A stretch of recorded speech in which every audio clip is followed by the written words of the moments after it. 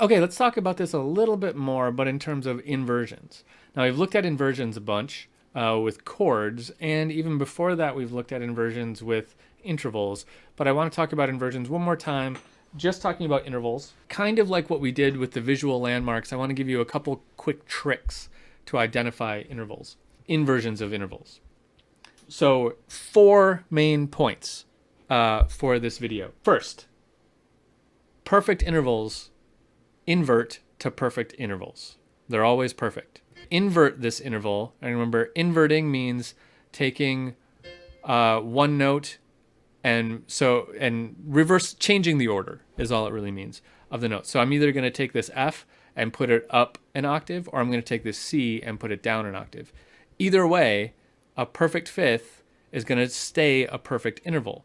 So if this F goes up to a C, or sorry, if this F goes up an octave, now my interval is a fourth, because a fifth inverts to a fourth, but it's still a perfect interval, because a perfect fifth inverts to a perfect fourth. Perfect interval is a perfect interval.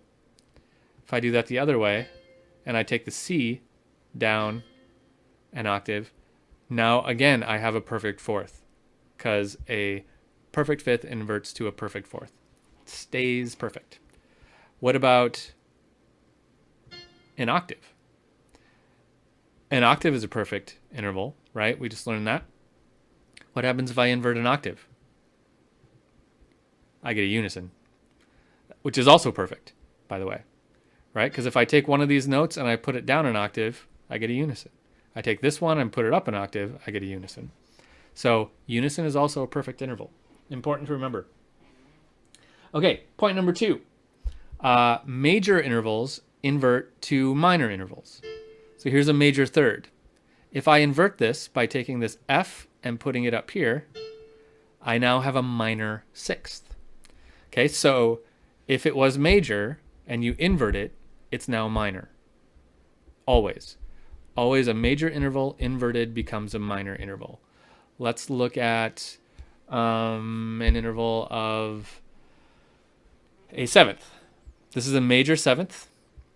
If I invert it, let's take this E down an octave.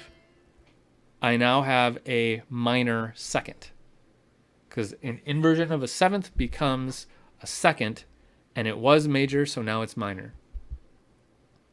Okay, so if a major interval, whenever you invert a major interval, it turns into a minor interval. That's point 2. Point 3, the opposite is always true. Minor intervals invert to major intervals. Let's do something a little out of key here. Let's do a minor seventh, right? I lowered that, so now we have a minor seventh here. If I invert that, oops, what we're going to have is I take that E flat down an octave. What we now have is a major second, E flat to F. That's a whole step apart, which is a major second. So minor intervals invert to major intervals. Okay, and the last trick, and this is an important one, this has to do with the numbers, right? So the way a seventh inverts to a second, a fifth inverts to a fourth, a sixth inverts to a third.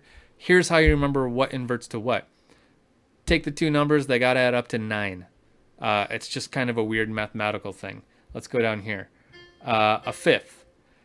If I'm going to invert a fifth and I just want to know what it's going to end up on, 5 plus what equals 9? The answer is 4. So a fifth inverts to a fourth.